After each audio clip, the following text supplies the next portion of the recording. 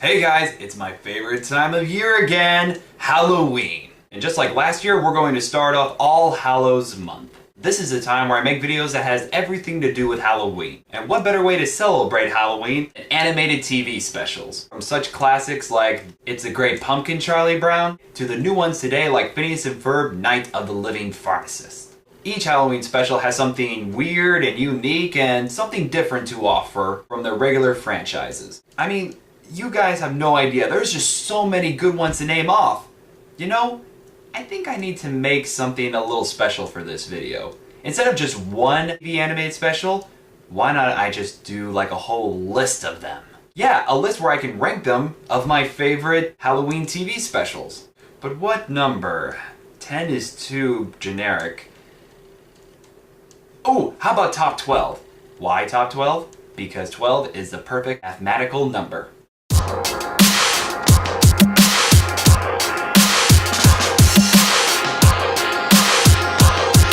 Now, let's get my top 12 animated special underway.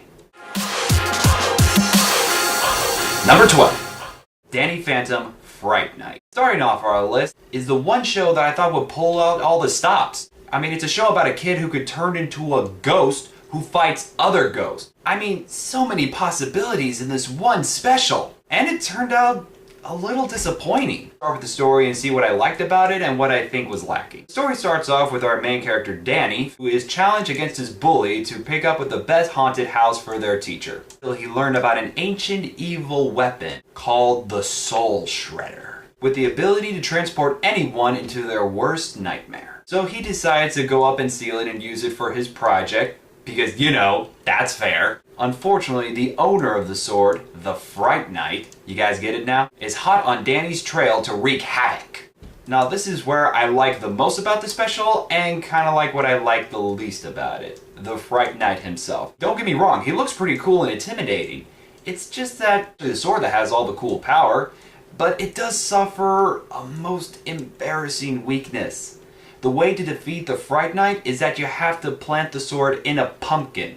And it can be any pumpkin, even a plastic pumpkin where millions are made on Halloween. I mean, that just sounds really lame. Okay, now what I like about this character is that there is a little sense of continuity with this. We do get to see the Fright Knight show up a bit more when he's like around a boss, so at least in this special there is a sense of continuity, which is more than I can say about the other Halloween specials.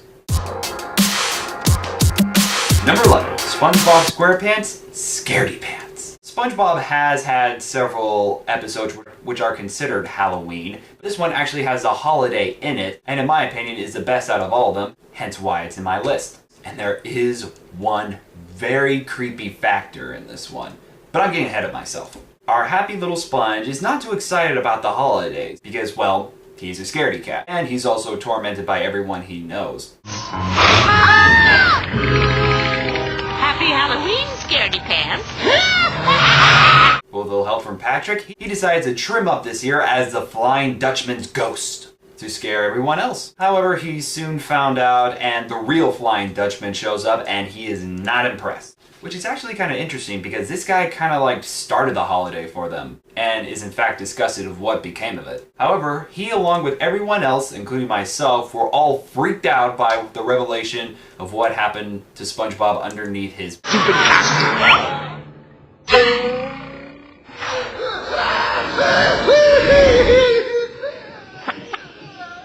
Hey, what do you know? I scared him!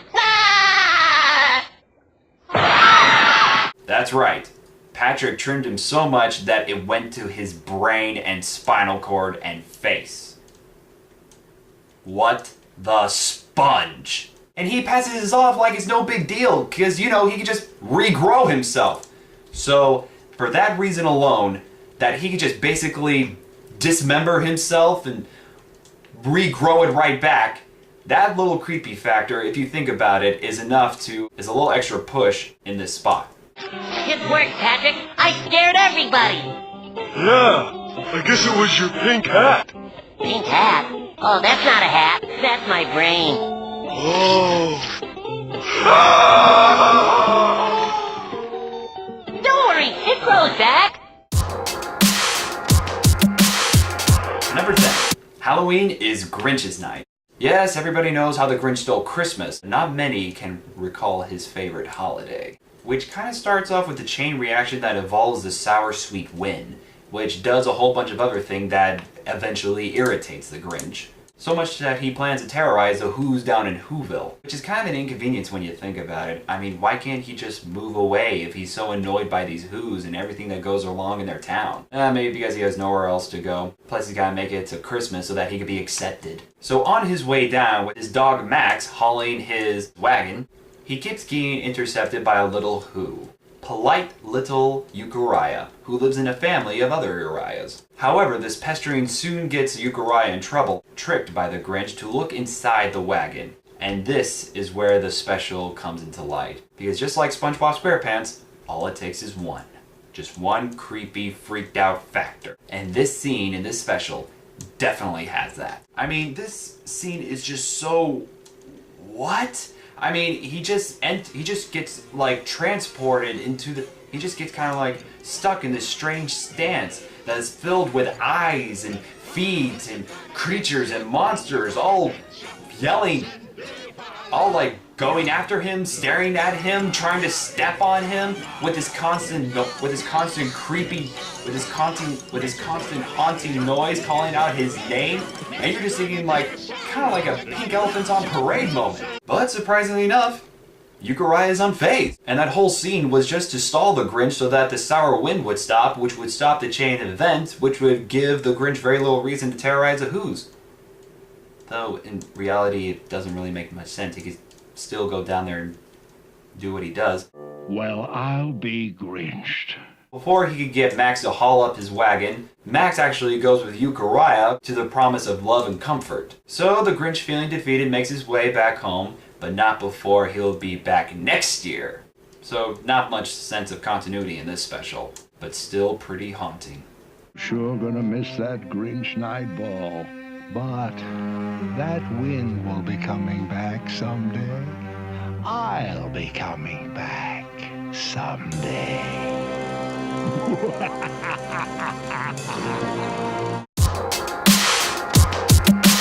Number 9. Hey Arnold, Arnold's Halloween. Arnold and the gang decide to play a prank on the adults this Halloween. No eggs or TP like any normal teenager. No, they want to put up a fake radio broadcast about an alien invasion. And this involves Arnold and Gerald working out with a phony radio broadcast with homemade sound effects, and Helga and the others are all dressed up as aliens. Minute. You're inviting the whole class over? There'll be your alien invasion. It's perfect. If we time this right, we'll scare Grandpa and the boarders right out of their minds. I like this special because while there's nothing particularly scary or creepy, this is great homage to the 1938 radio broadcast of The War of the Worlds by Orson Welles, which infamously caused many panics throughout the entire country. Now it's opening, and something is coming out. Oh my! Several of them! Several! With huge bulbous heads! I can hardly bear to look at them! And in this special, we get the panic of the civilians to the very Orson Welles-like character. I sent you out to look for signs of paranormal alien activity, and that's what you will continue to do until your shift ends at 10 o'clock. This was a very clever homage to that one broadcast that shook a nation. Possibility. A large saucer-like craft. There are reports of an alien spacecraft landing on the outskirts of the city. It's the end of the... Number 8. Ed, Ed, and Eddie, Boo-Ha-Ha. Going back to the cul-de-sac to our favorite trio of misfits, who are all very excited about Halloween. Ed is catching up on his scary movie marathon.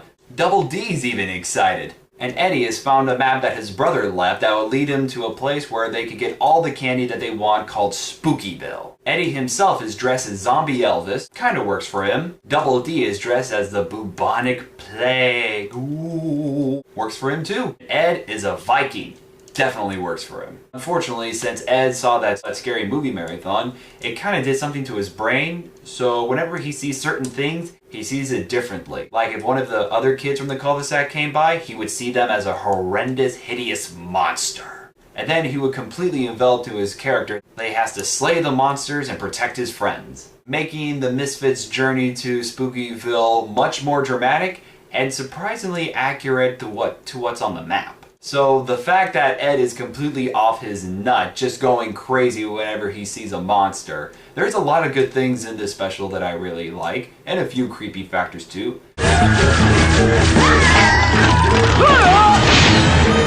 Earth is not your salad bar! Goodness gracious! Like the parts where Ed sees the kids as the monsters, or the opening title sequence where literally anything can be turned into a monster. The creator's artwork at its best.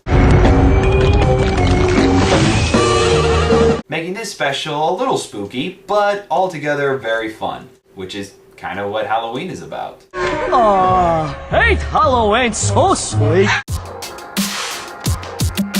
Number 7. Garfield's Halloween Adventure. And here we are, nearly halfway with Garfield, our favorite sarcastic cat, who is getting pretty excited for all the free treats that he's going to get on Halloween. So he decides to dress up as a pirate along with his first mate, Odie. You guys look ridiculous. I've killed men for saying less than that, but I'll let you live, seeing as how you're the only man who'll change me kitty litter. So they decide to go out and pillage for candy at every house. And I guess everybody else sees them as two kids who are dressed up as animals in pirate outfits. Until they come across a river with a pier and a boat. Garfield decided there must be more candy on the other side of the river, so they commandeer the boat to make it to the other side. Unfortunately, the boat takes them all the way to a haunted house. And the one patron inside the house is a very old, spooky-looking man, voiced by Christopher Lee! You've picked a poor night to come visiting, my friends. This could be the worst night of your lives. I don't even think there's anything more else to say about this special, other than it has Christopher Lee in it! I mean, you literally don't need anything else in this special. You don't need pirates, you don't need ghosts, you don't need pirate ghosts, you just need Christopher Lee. That's pretty much it. But I do like Garfield specials, especially this one. It's always nice to have Garfield in a special, and it was pretty decent. There were some musical numbers in there for some reason. I don't really get that. What a night. Boy, am I wired. I think I'll see what's on TV. Good evening, and welcome to our all-night pirate movie festival. Boy, am I tired. There's nothing more that you need. Wait, what the heck? GTunit, we meet at last. Wait a minute. Aren't you the Fright Knight? Yes, I am the Fright Knight, the very spirit of Halloween. What are you doing in my room? I have come for revenge, for I will not suffer this humiliation. Well, listen, man, I just thought your special wasn't really that great. Well, how could you actually put SpongeBob over me? Well, yeah, because the fact that SpongeBob can pull any body part off of him and can basically go down to his brain, that's really creepy. Well, what about the Soul Shredder? It's pretty creepy. No, the Sword Shredder is not creepy, it's more comical. I mean, you send Tucker to a place with no technology, which was an island. Yes, the same fear that brought him and many other men to their knees. That's not scary, that's like inconvenient at best. Alright then, let's see how well you will face your fears. Wait, what are you doing? Wait, stop it! No! Hello? Where am I? What's going on? What was that? No. No! No!